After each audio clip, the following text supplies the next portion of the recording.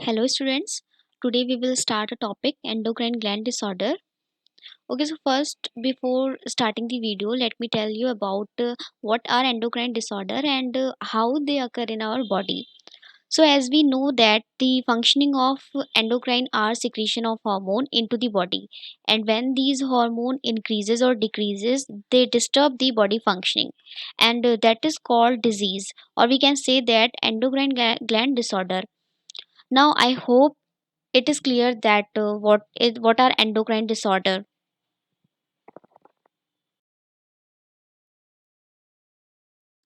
Okay, so first we look on the introduction part, and in introduction part we have two terms here, hyposecretion and hypersecretion. सो हम पढ़ते हैं सबसे पहले hyposecretion को कि hyposecretion क्या है। उससे पहले कि मैंने आपको जैसे कि इंट्रोडक्शन में बताया था कि एंडोक्राइन ग्लैंड डिसऑर्डर्स जो होते हैं वो किसके बेसिस पे रहते हैं, जब ये एंडोक्राइन जो हॉर्मोन्स होते हैं वो हमारी बॉडी में इंक्रीज या डिक्रीज हो जाते हैं, जिसकी वजह से हमारी बॉडी डिस्टर्ब होती है और ये डिस्टर्बेंस क्या करती है, अल्टीमेट डिजीज का रूप लेती है। तो उसी बेसिस पे हम पढ़ते हैं सबसे पहले हाइपोसिक्रीशन। हाइपो जैसे कि नाम से आपको पता चल रहा है, hypo means something is less, hypo means less, और सिक्रीशन मीन्स किसी केमिकल का सिक्रीट होना। तो जब कभी भी हमारी बॉडी में कोई भी केमिकल कम अमाउंट में सिक्रीट होता है, ठीक है, कम अमाउंट में सिक्रीट होगा, इट मीन्स कि जो उसकी नॉर्मल फंक्शनिंग है वो उसको करेगा ही नहीं। जब नॉर्मल फंक्शन नहीं करेगा तो उससे क्या होगा, हमारी जो बॉडी है वो एक तरीके से डिजीज का रूप ले लेगी, ठीक है। तो condition in which hormone level decreases below the normal level due to its reduce secretion. I hope तुम लोग को समझ में आ गया होगा। सेकेंड हम बात करते हैं हाइपर सिक्रीशन की। जैसे कि हाइपो हो गया लेस, हाइपर हो जाता है ज़्यादा, ठीक है, किसी चीज़ का इंक्रीज अमाउंट। अब वही केमिकल्स हमारी बॉडी में ज़्यादा जा रहे हैं, ज़्यादा बन रहे हैं, तो ये भी क्या कर रहे हैं, अल्टीमेट एक तरीके की डिजीज़ को ही कॉज करते हैं। तो हाइपो और आपका हाइपर, ये दोनों क्या कर रहे हैं, हमारी बॉडी में डिजीज़ को कॉज करते हैं। हाइपर सिक्रीशन क्या है, condition in which hormone level increase above the normal level due to its exceed secretions, ठीक है, या enhance secretions। तो फर्स्ट हम बात करते हैं hypo secretion of endocrine gland. सबको पता चल गया है हाइपो सिक्रीशन क्या है, मतलब जो हमारा पिट्यूटरी ग्लैंड है वो क्या करता है, वो सिक्रीशंस का काम करता है, हमारी बॉडी में केमिकल्स को सिक्रीट करता है। अब ये पिट्यूटरी ग्लैंड ही हमारे बॉडी में क्या कर रहा है, अगर अमाउंट कुछ कुछ अमाउंट को कम कर देता है, केमिकल्स के अमाउंट को कम कर देता है हमारी बॉडी में, तो वो क्या करेगा, ठीक से फंक्शनिंग नहीं करेगा और क्या करता है, हमारी बॉडी में डिजीज़ को कॉज करता है। तो हम चलिए पढ़ते हैं कि कौन कौन सी डिजीज़ जो होती हैं वो पिट्यूटरी ग्लैंड के कम सिक्रीशन की वजह से होती हैं। तो उसमें सबसे पहला जो है वो हम पढ़ेंगे डॉर्फिज्म। फिर उसके बाद हम पढ़ते हैं मैक्सिडीमा। थर्ड आता है टेटनी। फोर्थ है Addison's disease. And fifth we have diabetes. जैसे सबको पता है सबसे कॉमन डिजीज हमारी ये डायबिटीज मेलिटस। फिर जैसे कि ये सारी चीज़ें आपने पढ़ ली हैं हाइपर सिक्रीशन में। Second we have hyper secretion of endocrine glands. Hyper secretion यानी कि ओवर स्टिमुलेशन, ओवर प्रोडक्शन या एक्सीड प्रोडक्शन, ठीक है। तो जब कभी भी पिट्यूटरी ग्लैंड क्या कर रहा है, अब हमारी बॉडी में हाइपर सिक्रीशन कर रहा है केमिकल्स का, तो ये भी क्या कर रहे हैं, हमारी बॉडी में कहीं ना कहीं कुछ डिफेक्ट ला रहे हैं, कुछ डिजीज़ को कॉज करते हैं। कौन कौन सी डिजीज़ को कॉज कॉज करते हैं, ये फर्स्ट होती है हमारी जाइकेंटिज्म। सेकेंड है हमारी ग्रेव्स डिजीज़, जिसको हम हाइपरथायरॉयडिज्म भी कहते हैं। थर्ड है हमारे पास exophthalmosis. Fourth Cushing syndrome. And fifth islet cell tumour, ठीक है। तो ये सारी डिजीजेस हम आगे पढ़ने वाले हैं जो कि हमारी बॉडी में हाइपोसिक्रीशन एंड हाइपर सिक्रीशन की वजह से कॉज करती हैं। तो आइए हम देखते हैं हमारी नेक्स्ट स्लाइड को।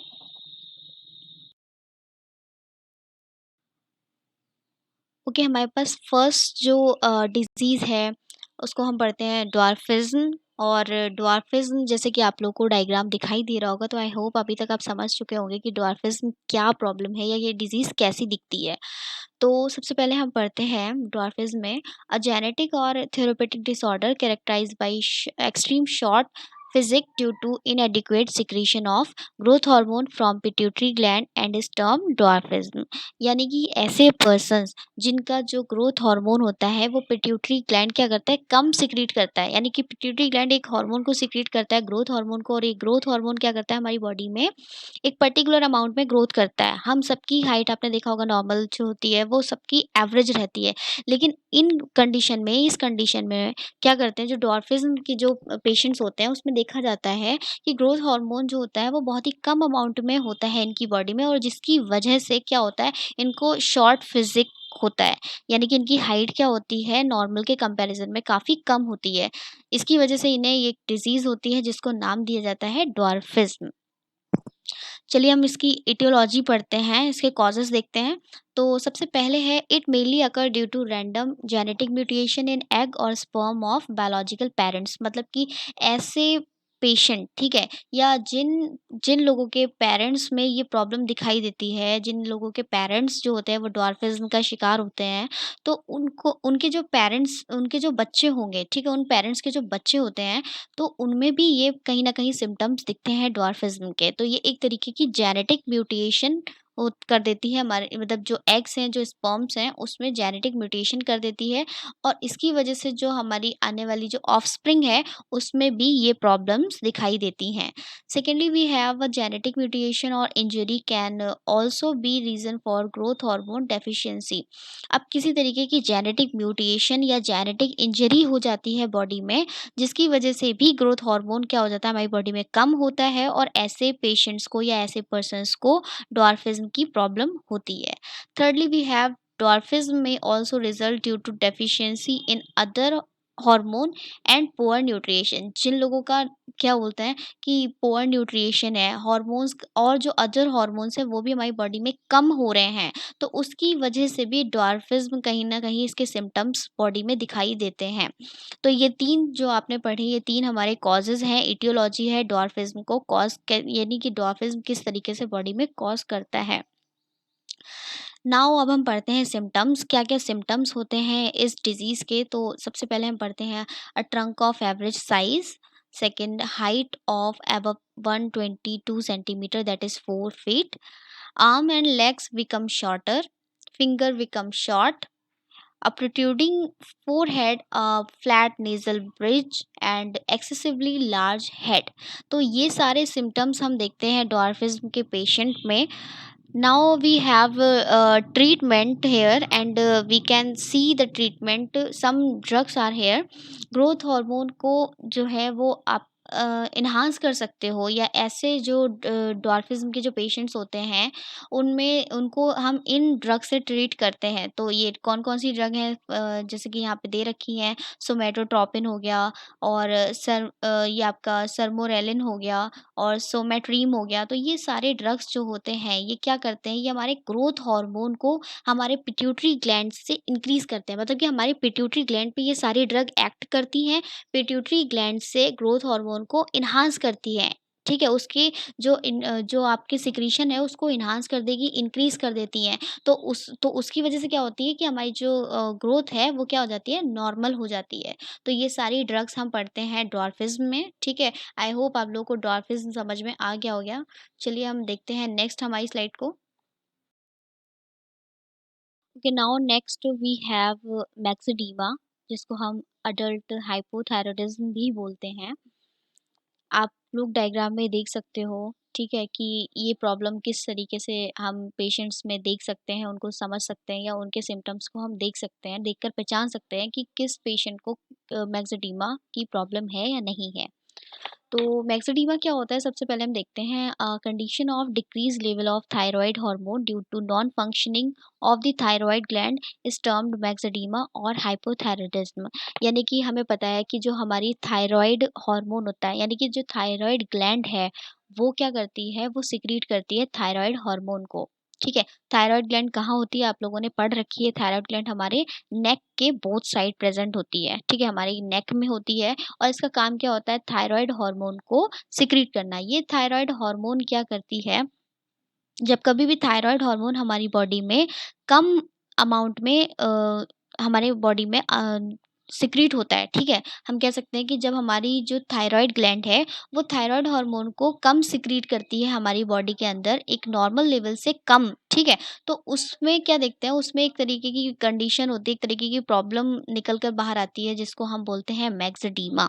यानी सेकंड नेम इसका हम बोल सकते हैं कि हाइपोथायरॉयडिज्म हो जाता है। Hypo means less and thyroidism means thyroid hormone, ठीक है? यानी कि लेस थायरॉइड हार्मोन। नाउ हम देखते हैं इसका etiology, क्या-क्या कारण रहते हैं, इसके पीछे क्या-क्या कॉज़ हैं। Hypothyroidism is mainly caused due to thyroiditis in which cell of thyroid gland are, ठीक है? मतलब कि जो हमारी हाइपोथायरॉयडिज्म है वो किसकी वजह से मेनली हमारा जो थायरॉइडिट्स होती हैं उसकी वजह से होता है, उन सेल की वजह से होता है जो कि थायरॉइड ग्लैंड की सेल्स होती हैं। तो सबसे पहले देखते हैं इम्यून सिस्टम अटैक दी थायरॉइड ग्लैंड। हमारा खुद का जो इम्यून सिस्टम होता है ये क्या करता है, हमारी ही थायरॉइड ग्लैंड को अटैक करता है और उसको डैमेज कर देता है, जिसकी वजह से थायरॉइड हार्मोन रिलीज नहीं हो पाता है। Second, respiratory infection such as cold. अब हमारा जो रेस्पिरेशन है, उसमें किसी तरीके का इन्फेक्शन हो जाता है, जैसे किसी ठंड की वजह से, किसी बैक्टीरियल इन्फेक्शन, कोई वायरल इन्फेक्शन, तो उसकी वजह से भी क्या होता है, नेक है हमारा जो रेस्पिरेशन सिस्टम होता है, वो नेक से अटैच है, ठीक है? तो नेक पे कहाँ, नेक पे हमारा थायरॉइड ग्लैंड प्रेज़ेंट है, तो इट मीन्स कि ज़ाहिर-सी बात है, अगर रेस्पिरेटरी ट्रैक्ट में इन्फेक्शन हो रहा है, तो ये कहीं न कहीं हमारे थायरॉइड ग्लैंड को भी कॉज़ करेगा। तो ये इसकी वजह से क्या होता है, इसकी वजह से हमारा थायरॉइड ग्लैंड को भी इन्फेक्शन होगा और ये हमारे थायरॉइड हार्मोन को कम सिक्रीट करेगा हमारी बॉडी में। Third we have pregnancy. Some जो कॉजेज़ देखे गए हैं कुछ फीमेल्स में कि प्रेगनेंसी के वक़्त जो होता है वो उनको हाइपोथायरॉयडिज़्म की प्रॉब्लम फेस करनी पड़ती है। तो प्रेगनेंसी भी कहीं न कहीं ईटियोलॉजी के अंदर आता है जो कि मेक्सिडीमा या हाइपोथायरॉयडिज़्म को कॉज़ करता है। सम अदर रीज़न्स, क्यों कौन-कौन से कुछ अदर रीज़न्स भी हैं, जैसे कि इनबॉर्न डिफेक्ट्स, कुछ लोगों के अंदर जो है जन्मजात ये प्रॉब्लम्स होती हैं। Radiotherapy for brain and neck cancer. Radiotherapy जो हम करवाते हैं अपने ब्रेन और नेक कैंसर की, उसकी वजह से भी ये प्रॉब्लम देखी जाती है। फिर आता है drugs like amiodarone and lithium. जो हमारी कुछ ड्रग्स होती हैं, ठीक है? तो ये ड्रग्स भी क्या करती हैं, हमारी हाइपोथायरॉयडिज़्म को कॉज़ करती हैं। जिसमें एमिडोरॉन हो गया एंड लिथियम भी हो शामिल है। नाउ अब हम पढ़ते हैं सिम्पटम्स, तो कौन-कौन से सिम्पटम्स देखे जाते हैं मैक्सिडीमा पेशेंट के अंदर? ये हैं हमारे कोल्ड इंटॉलरेंस, ठंड को बर्दाश्त नहीं कर सकते हैं, decrease sweat production, dry hair, fatigue, goitre, joint and muscle pain, missed menstrual period, slowed heart rate, swollen face and unexplained weight gain. ठीक है, तो ये सिम्पटम्स हम देखते हैं। नाउ हम बात करते हैं ट्रीटमेंट की। तो ट्रीटमेंट में कुछ ड्रग्स होती हैं जो कि हाइपोथायरॉयडिज़्म को ट्रीट करते हैं हम उन ड्रग्स से। जैसे थायरॉक्सिन सोडियम हो गया, थायरोग्लोबुलिन हो गया या लीवोथायरॉक्सिन हो गया। तो ये कुछ ड्रग्स होती हैं जिनकी वजह से हम मैक्सिडीमा को ट्रीट कर पाते हैं। तो आई होप आप लोग को ये चीज़ समझ आई होगी। चलिए चलते हैं हमारी नेक्स्ट स्लाइड पे। After hypothyroidism, we have a next disease named tetany. आप लोगों को अपने डायग्राम्स में दिखाई दे रहा होगा ये किस तरीके की प्रॉब्लम है, किस तरीके के सिम्पटम्स होते हैं इसमें। तो चलिए पढ़ते हैं टेटनी को। A condition of repetitive muscle cramp, spasm or tremor due to uncontrolled muscle contraction is termed tetani. मतलब कि ऐसी कंडीशन जिसमें क्या होता है कि हमारे जो मसल्स होते हैं, ठीक है, उसमें क्रैम्प्स आता है, स्पम्स वो क्या हो जाते हैं, जकड़ जाते हैं। एक तरीके से हम बोलते हैं कि उनमें जकड़न हो जाती है, ठीक है। आपने कई ओल्ड पर्सन्स को देखा होगा ऐसे सिम्टम्स उनमें देखे होंगे। कुछ बच्चों में भी ऐसे सिम्टम्स होते हैं जिसमें उनके हाथ और पैर क्या होते हैं, उनकी मसल्स कॉन्ट्रैक्ट कर जाती हैं और स्पाज़्म कर जाती हैं। तो इसमें हम इटियोलॉजी पढ़ते हैं, क्या-क्या कारण होते हैं, क्या-क्या कॉजेज़ हैं, जिसकी वजह से ये प्रॉब्लम्स जो हैं हमारी बॉडी में होती हैं। तो सबसे पहले हम देखते हैं कि जो हाइपोकैलेसीमिया यानी कि हमारी जो ब्लड है, उसमें कैल्शियम की बहुत ही लो लेवल मतलब बहुत ही कमी आ जाती है, जिसकी वजह से एक डिज़ीज़ जो है कि हम बोलते हैं टिटनी, ये कॉज़ करती है हमारी बॉडी में। और कुछ और भी इसके कारण हैं, जैसे कि फॉर एग्ज़ाम्पल प्रेगनेंसी है, breast feeding, low level of vitamin D and few drugs. ठीक है, कुछ तरीके की ड्रग्स भी होती हैं जो ये प्रॉब्लम को कॉज करती हैं। और कुछ लोगों में देखा जाता है कि विटामिन डी की कमी होती है, जिसकी वजह से जो मसल कॉन्ट्रैक्शन है ये देखा जाता है कि उनमें प्रॉब्लम ये होती है। और कई बार ये देखा जाता है कि डायरिया जो होता है, डायरिया की वजह से भी ये प्रॉब्लम कॉज करती है। कुछ किडनी डिजीजेस भी होती हैं जो ये इस तरीके की प्रॉब्लम्स को कॉज करती हैं। नहीं, नाउ अब हम देखते हैं कि इसके कौन-कौन से सिम्पटम्स होते हैं या हम कौन-कौन से सिम्पटम्स से इनको पहचान सकते हैं हमारी बॉडी में। तो सबसे पहले आता है मसल क्रैम्प्स। नाउ फिर आता है शेकी और जर्की फिंगर्स, यानी कि जो भी पर्सन है उसकी जो फिंगर्स होती हैं वो कंटिन्यू शेक करती रहती हैं। तीसरा आता है टिगलिंग इन हैंड्स एंड फीट। जो हमारे हाथ और पैर होते हैं उसमें एक अजीब सी झंझनाहट की जो हम कह सकते हैं झंझनाहट की जो फीलिंग होती है उसको हम टिगलिंग कहते हैं, इंग्लिश में हम उसको टिगलिंग बोलते हैं। तो इस तरीके की प्रॉब्लम्स या इस तरीके की फीलिंग्स जो होती हैं वो एक टेटनी पर्सन में दिखती हैं। नेक्स्ट क्रैम्प्स इन एब्डोमेन, जो उनके स्टमक का जो एरिया होगा, पेट में दर्द होना, ये सब चीज़ें होती हैं। नंबनेस एंड डलनेस, ठीक है, हाथ पैरों में नंबनेस भी कभी-कभी फ़ील होती है। और तीसरा आता है हमारे पास जो फ़ास्ट ब्रीथिंग होती है, मतलब कि ऐसे पर्सन्स में देखा जाता है कि उनको टैकीपीनिया होता है, यानी कि उनकी जो हार्ट रेट होती है, जो उनकी ब्रीथिंग रेट होती है, वो नॉर्मल कंपैरिज़न जो होता है, उसके कंपैरिज़न में क्या होता है, बहुत ज़्यादा होती है। तो ये सारे सिम्पटम्स जो होते हैं वो टेटनी के पर्स जो हमारा जो टेटनी के जो पेशेंट्स होते हैं उसमें देखे जाते हैं। नाउ हम बात करते हैं ट्रीटमेंट की, कौन-कौन से ट्रीटमेंट्स होते हैं। तो सबसे पहले इसमें आता है cinacalcet, next we have calcium salt. तो ये सारे ड्रग्स जो होते हैं वो क्या करते हैं, टेटनी को ट्रीटमेंट में हम इनको यूज़ करते हैं। Now next we have Addison's disease. Addison's disease में क्या होता है कि जो हमारा एड्रिनल ग्लैंड होता है, तो ये एड्रिनल ग्लैंड क्या करता है, ये एड्रिनल ग्लैंड एंड्रोजन नाम के हार्मोन को रिलीज़ करता है हमारी बॉडी में। अभी क्या है कि जो एंड्रोजन हार्मोन है, अगर ये हमारी बॉडी में क्या कर रहा है, ये कम अमाउंट में सिक्रीट हो रहा है, तो ये क्या करता है, ये कुछ जो डिज़ीज़ होती है उनको कॉज़ करता है। तो कौन-कौन सी डिज़ीज़ेज़ हैं, फॉर एग्ज़ाम्पल जो एडिसन्स डिज़ीज़ है, वो भी उसी में से एक है जो हम पढ़ रहे हैं। तो इसमें ईटियोलॉजी मतलब क्या कारण क्या है इसका, वो पढ़ते हैं। तो auto immune disorder in which the immune system damage the gland, मतलब कि हमारी ही बॉडी में कुछ ऑटो इम्यून डिसऑर्डर्स जो होते हैं वो हमारे, यानी हमारा जो इम्यून सिस्टम है वो क्या करता है, हमारी ग्लैंड को डैमेज कर देता है, जिसकी वजह से एड्रिनल ग्लैंड जो होता है वो हार्मोन को रिलीज़ नहीं कर पाता है और अल्टीमेट ये डिज़ीज़ हमारी बॉडी में कॉज़ कर जाती है। Second, we have fungal infection and other infection like tuberculosis and HIV। कुछ फंगल इन्फेक्शन होते हैं लाइक ट्यूबरक्लोसिस हो गया या HIV हो गया। ये भी क्या करते हैं, ये हमारे एड्रिनल ग्लैंड को पूरी तरीके से डिस्ट्रॉय कर देते हैं और जिसकी वजह से एडिसन डिजीज़ जो होती है वो बॉडी में कॉज़ कर जाती है। यूज़ ऑफ एंटीकोआगुलेंट और ब्लड डाइल्यूएंट, मतलब कि जो हम एंटीकोआगुलेंट को यूज़ करते हैं, जो ब्लड डाइल्यूएंट होते हैं, ये भी क्या करते हैं, एडिशन्स डिज़ीज़ को कॉज़ करते हैं। Haemorrhage, tumours and excessive loss of blood from the body, अगर बहुत ज़्यादा ब्लड भी हमारी बॉडी से अगर निकल जाता है, तो ये भी क्या करता है, एडिशन्स डिज़ीज़ को कॉज़ करता है। नेक्स्ट वी हैव सिम्पटम्स, कौन-कौन से सिम्पटम्स दिखते हैं, तो सबसे पहले आता है ब्लड प्रेशर और हार्ट रेट फ्लक्चुएट, यानी कि ऐसे पेशेंट में देखा जाता है कि उनका ब्लड प्रेशर हो गया या उनका हार्ट रेट वो हर वक़्त क्या होता है, फ्लक्चुएट करता रहता है, मतलब एक पर्टिकुलर अमाउंट में नहीं रहेगा, क्या करता है, ये फ्लक्चुएट होता रहेगा। Second, chronic condition of diarrhoea and vomiting and nausea, मतलब ऐसे पेशेंट में देखा जाता है कि उनको डायरिया, वॉमिटिंग एंड नॉज़िया ये सारी प्रॉब्लम्स ज़्यादातर लगी रहती हैं। Next, weight loss due to loss of appetite, मतलब भूख नहीं लगती है जिसकी वज़ह से उनका वेट लॉस हो जाता है। Dull skin, formation of black patches, मतलब स्किन पे ब्लैक पैचेज़ दिखाई देते हैं and desire to eat more salt, ऐसे लोग क्या करते हैं, ऐसे पेशेंट को क्या होता है कि ज़्यादा से ज़्यादा नमक खाने यानी सॉल्ट खाने की ज़्यादा डिज़ायर होती है ऐसे पेशेंट्स में। तो ये सारे सिम्पटम्स हमने देखे जो कि एडिसन्स डिज़ीज़ के थे। नाउ हम चलते हैं ट्रीटमेंट में, कौन-कौन से ट्रीटमेंट होती हैं, कौन-कौन सी ड्रग्स होती हैं जो इस डिज़ीज़ में हम यूज़ करते हैं।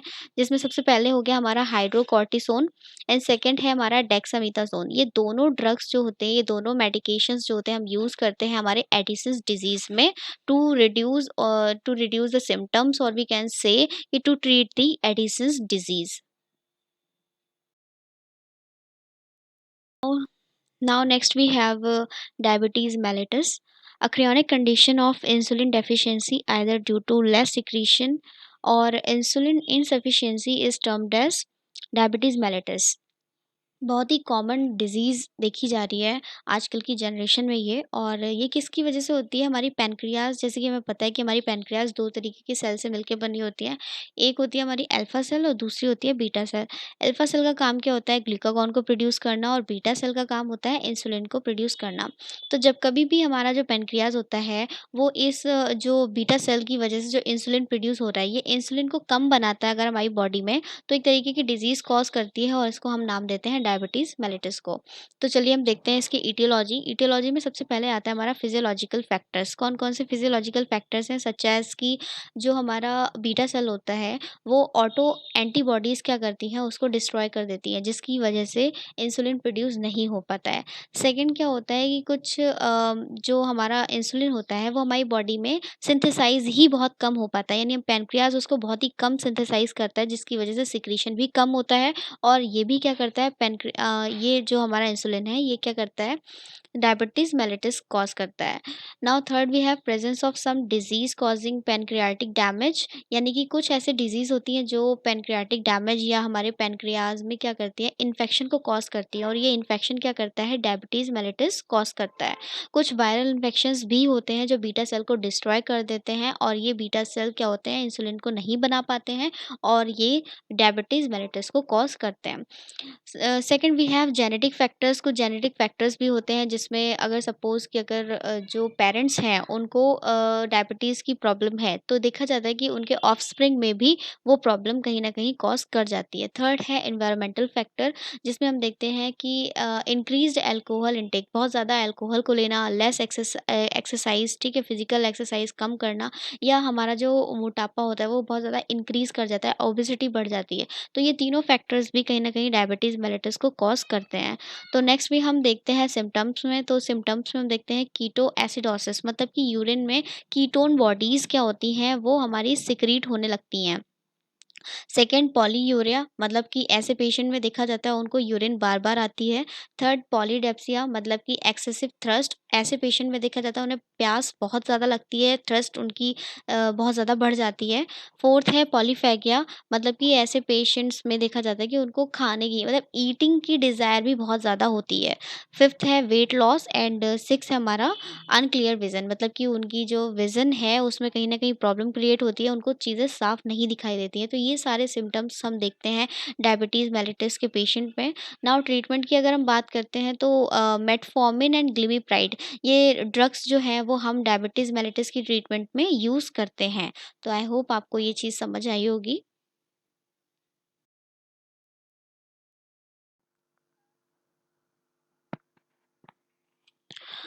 ओके, आफ्टर हाइपोसिक्रीशन हम बात करते हैं hyper secretion of endocrine glands की, मतलब कि ऐसी डिजीज़ जो कि हमारी बॉडी में हार्मोन्स की बहुत ज़्यादा सिक्रीशन की वजह से कॉज करती हैं। तो सबसे पहले हम देखते हैं जाइगेंटिज्म को। आप लोग डायग्राम में देख सकते हैं, आप लोग देख सकते हैं कि किस तरीके से हमने जैसे डॉर्फिज्म की बात की थी, तो उसमें क्या था, ग्रोथ हार्मोन बहुत ज़्यादा क्या था, कम अमाउंट में इंक्रीज हो, मतलब कम अमाउंट में हमारा सिक्रीट हो रहा था, जिसकी वजह से वो प्रॉब्लम हो रही थी। यहाँ क्या है, यहाँ पर जस्ट उसका अपोजिट है। ज़ायगोटिज़्म में क्या होता है कि जो ग्रोथ हार्मोन होता है बहुत ज़्यादा एक्सेसिव अमाउंट में हमारी बॉडी में इंक्रीज़ हो जाता है, जिसकी वजह से ये प्रॉब्लम होती है। नाउ हम देखते हैं ईटियोलॉजी में। तो ईटियोलॉजी में क्या होता है कि जो हमारा पिट्यूटरी ग्लैंड है वो ग्रोथ हार्मोन को बहुत ज़्यादा लेवल पर इंक्रीज़ कर देता है, जिसकी वजह से एक कॉज़ कर जाता है। नाउ सिम्पटम्स की बात करते हैं तो हेडेक हो गया, मसल वीकनेस हो गया, abnormal increase in growth of hand and feet, and increase tongue and chest size and blurred vision. ये सारे सिम्टम्स हम देखते हैं जो जाइगेंटिज्म के जो पेशेंट्स होते हैं उसमें ये सारे के सारे सिम्टम्स हम देख पाते हैं। नाउ ट्रीटमेंट की बात करते हैं तो पेग्विसोमेट एक तरीके की ड्रग होती है जो हम क्या करते हैं, जो जाइगेंटिज्म के पेशेंट्स होते हैं उनको उनसे ट्रीट करते हैं। तो ये क्या होता है, ये हमारा एंटी ग्रोथ का होता है, मतलब कि जो ग्रोथ होता है उसको हमारा कम करता है। बहुत एब्नॉर्मल सिक्रीशन हो रहा है तो उसमें क्या करेगा, पेग्विसोमेट क्या कर देगा, जो सिक्रीशन बढ़ रहा है उसको, हमारे ग्रोथ हार्मोन के सिक्रीशन को रिड्यूस कर देगा। तो ये क्या होता है, ये हमारा ट्रीटमेंट है। नाउ हम नेक्स्ट पढ़ते हैं। नाउ वी हैव हाइपरथायरॉयडिज्म, जिसको हम ग्रेव्स डिजीज के नाम से भी जानते हैं। An immune system disorder causing overproduction of thyroid hormone is termed Graves' disease. This is the major cause of hyperthyroidism. मतलब कि जो हमारा थायराइड ग्लैंड होता है वो हमारी बॉडी में थायराइड हार्मोन को बहुत ज़्यादा इंक्रीज कर देता है, बहुत ज़्यादा इंक्रीज अमाउंट में सिक्रीट करता है, जिसकी वजह से एक प्रॉब्लम कॉज करती है, जिसको हम हाइपरथायरॉयडिज्म या ग्रेव्स डिजीज के नाम से जानते हैं। etiology में क्या होता है कि जो हमारा थायराइड हार्मोन है, ठीक है, hyperthyroidism that is over production of thyroid hormone is the main cause of Graves disease. मतलब कि जो थायराइड हार्मोन है, यानी कि हमारा थायराइड ग्लैंड जो होता है वो क्या करता है, वो थायराइड हार्मोन को बहुत ज़्यादा इंक्रीज कर देता है हमारी बॉडी में। तो ये मेन कॉज है हाइपरथायरॉयडिज्म का। नाउ सिम्टम्स की अगर हम बात करते हैं तो disturb sleep and tiredness, altered or faster heartbeat, shaking of fingers and hands, heat sensitivity, weight loss, goiter, disturbed menstrual cycle, protruding eyes, and Graves' demorpathy, यानी skin thickening mostly of the shiny and top of the feet. मतलब कि जो हमारी feet के ऊपर की जो skin होती है वो बहुत ज़्यादा थिकनिंग, उसकी बहुत ज़्यादा थिकनिंग हो जाती है। तो कुछ ट्रीटमेंट्स भी हम इसमें यूज़ करते हैं या हम कुछ ड्रग्स भी लेते हैं हाइपरथायरॉयडिज्म के ट्रीटमेंट में। वो कौन-कौन से ड्रग्स होती हैं, लाइक कार्बिमाज़ोल एंड क्वाइट्रिन। ये 2 तरीके की ड्रग्स होती हैं जो कि हम मेनली लेते हैं ग्रेव्स डिज़ीज़ के ट्रीटमेंट में। Now next we have exophthalmosis, a condition of abnormal anterior bulging of the eyeball from the eye socket is termed exophthalmosis। आप लोग को डायग्राम में भी दिखाई दे रहा होगा एक्सोप्थेलमोसिस को हम कैसे पहचान सकते हैं। इसमें जो हमारा आई बॉल होता है वो हमारी आई सॉकेट से बहुत ज़्यादा ही बाहर की तरफ आ जाता है। तो ये कंडीशन होती है जिसको हम एक्सोप्थेलमोसिस के नाम से जानते हैं। इटियोलॉजी की अगर हम बात करते हैं तो ये क्या है, थायराइड डिसऑर्डर अफेक्टिंग द आई। मतलब कि एक तरीके का थायराइड डिसऑर्डर है जो कि हमारी आई को अफेक्ट करता है और कॉज करता है एक्सोप्थैलेमोसिस को। एंड ओवर प्रोडक्शन और ओवर एक्टिव थायराइड ग्लैंड में कॉज द एक्सोप्थैलेमोसिस। ट्यूमर्स इन आई में कॉज एक्सोप्थैलेमोसिस। मतलब कभी-कभी क्या होता है, हमारी आईज में जो कुछ ट्यूमर्स वगैरह होते हैं वो भी एक्सोप्थैलेमोसिस को कॉज करते हैं। ओके, अगर हम सिम्पटम्स की बात करते हैं तो किस तरीके के सिम्पटम्स हैं, सिम्पटम्स आपको डायग्राम में दिखाई ही दे रहे होंगे। इसमें सिम्पटम्स सिर्फ यही होता है कि जो हमारी आई होती है वो हमारी आई सॉकेट से बहुत ज़्यादा बाहर की तरफ हमें दिखाई देती है। तो इस तरीके से हम पहचान सकते हैं कि किसी पेशेंट को थायराइड की बहुत ज़्यादा एक्सेसिव अमाउंट की वजह से एक्सेप्थोलमोसिस कॉज हुआ है। नाउ अगर हम ट्रीटमेंट की बात करते हैं तो ट्रीटमेंट में हम नाइट्रेट हो गया, पोटेशियम थायोसाइनेट्स हो गए, ये कुछ ड्रग्स होती हैं जो हम एक्सेप्थैलेमोसिस को ट्रीटमेंट में हम लेते हैं। ओके, नाउ अब हम बात करते हैं कुशिंग सिंड्रोम की। तो कुशिंग सिंड्रोम क्या होता है, इसमें क्या होता है कि जो हमारी बॉडी में एक कॉर्टिसोल नाम का एक हार्मोन होता है, ये बहुत ज़्यादा ही बढ़ जाता है। मतलब इसका सिक्रीशन बहुत ज़्यादा हो जाता है हमारी बॉडी में, जिसकी वजह से एक प्रॉब्लम कॉज करती है जिसको हम नाम देते हैं कुशिंग सिंड्रोम का। और कुछ ड्रग्स भी होती हैं, लाइक एंटी इन्फ्लेमेटरी ड्रग्स होती है जिसको हम बहुत ज़्यादा इनटेक करते हैं, और जिसकी इनटेक की वजह से भी क्या हो जाता है, इन एंटी इन्फ्लेमेटरी ड्रग्स की वजह से कुशिंग सिंड्रोम्स जो होती है वो कॉज करती है। नाउ अगर हम एटियोलॉजी की बात करते हैं तो मेन एटियोलॉजी में जो होता है वो कुछ ड्रग्स, जैसे कि मैंने अभी बताया था, आपका प्रेडनिसोन हो गया, प्रेडनिसोलोन हो गया। ये ड्रग्स जो होती हैं हम अस्थमा और आर्थराइटिस में यूज़ करते हैं, तो इनकी इनटेक की वजह से क्या होता है, कुशिंग सिंड्रोम कॉज करता है ना। अगर हम सिम्टम्स की बात करते हैं तो सिम्टम्स में क्या होगा कि ओबेसिटी कॉज करेगी, लेग्स एंड जो हमारे आर्म्स होंगे वहाँ पर भी, और राउंड फेस होगा, slow growth in children, acne जो स्किन इन्फेक्शन होगी वो हो जाएगा, pain and bone, muscle weakness and disturbed और नो मेंस्ट्रुअल साइकिल भी देखी जाती है फीमेल्स में। आप लोगों को डायग्राम में दिखाई दे रहे होंगे उसके सिम्टम्स। नाउ अगर हम बात करते हैं ट्रीटमेंट की तो कुछ ड्रग्स होती हैं जैसे मिटोटेन एंड कीटोकोनाजोल। तो ये ड्रग्स क्या करते हैं, हम कुशिंग सिंड्रोम में यूज़ करते हैं for the treatment of the patient. Okay, next we have isolate cells tumour, जो कि मेन हम कहाँ देखते हैं, हमारी पैनक्रियाज़ में जो प्रॉब्लम्स होती हैं, पैनक्रियाज़ में डिस्टर्बेंस की वजह से ये प्रॉब्लम होती है। तो हम देखते हैं इसको, a condition in which a mass of abnormal cell forms the in the endocrine tissue of pancreas due to hyper secretion of pancreatic hormone is termed as islet cells of tumour. मतलब कि जो हमारा pancreas होता है, pancreas में hyper secretion की वजह से, हाँ, मतलब हाइपर सिक्रीशन हार्मोन्स का हाइपर सिक्रीशन हो जाता है, जिसकी वजह से ट्यूमर्स क्या होते हैं, वो ट्यूमर्स हमारी जो एंडोक्राइन टिश्यू है उसमें बन जाते हैं, या एब्नॉर्मल सेल्स जो होती हैं वो इंक्रीज हो जाती हैं, जो इस बीमारी को कॉज करती हैं, जिसका नाम है islet cells tumour. Okay, these tumours में आइदर भी, अब ये जो ट्यूमर्स हैं ये नॉन कैंसरस भी हो सकते हैं और कैंसरस भी हो सकते हैं। अगर हम बात करते हैं ईटियोलॉजी की, तो ईटियोलॉजी में आपको समझ में आ गया होगा कि इसमें क्या होता है कि जो हमारा पैनक्रियाज़ है उसमें पैनक्रियाटिक हार्मोन्स बहुत ज़्यादा इंक्रीज़ कर जाते हैं, उनकी हाइपर सिक्रीशन की वजह से ये बीमारी कॉज़ करती है। अगर हम सिम्पटम्स की बात करते हैं तो weakness, shaking and sweating, uncertain thinking, feeling of fear, worry and nervousness, fast heartbeat, headache and blurred vision, ये सारे सिम्पटम्स हम देखते हैं पेशेंट में। और अगर हम इन्हीं के ट्रीटमेंट की अगर हम बात करते हैं, इनको हम किस तरीके से ट्रीट कर सकते हैं, तो इंसुलिन हो गया या सल्फोनाइल यूरेज़, जो आपकी ड्रग्स होती हैं, ये मेडिकेशंस होती हैं, इन मेडिकेशंस को हम यूज़ करते हैं इन ट्यूमर्स को कम करने के लिए या इन हाइपर सिक्रीशन को कम करने के लिए, ताकि ये जो ड्रग्स हैं, ये जो प्रॉब्लम है ये हम ठीक कर सकें। तो ये जो ड्रग्स होती हैं ये मेनली क्या करती है, ये जो हाइपर सिक्रीशन हो रहा है पैनक्रियाटिक हार्मोन्स का, वहाँ पर एक्ट करती हैं और इसको कम कर देती है, मतलब कि एक पर्टिकुलर अमाउंट में ही सिक्रीट करवाती हैं उन हार्मोन्स को, जिसकी वजह से ये प्रॉब्लम कहीं न कहीं हमारी कम हो जाती है।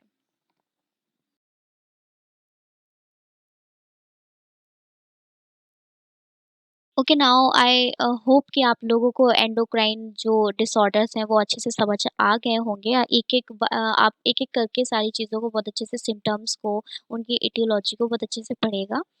Okay, now thank you for watching.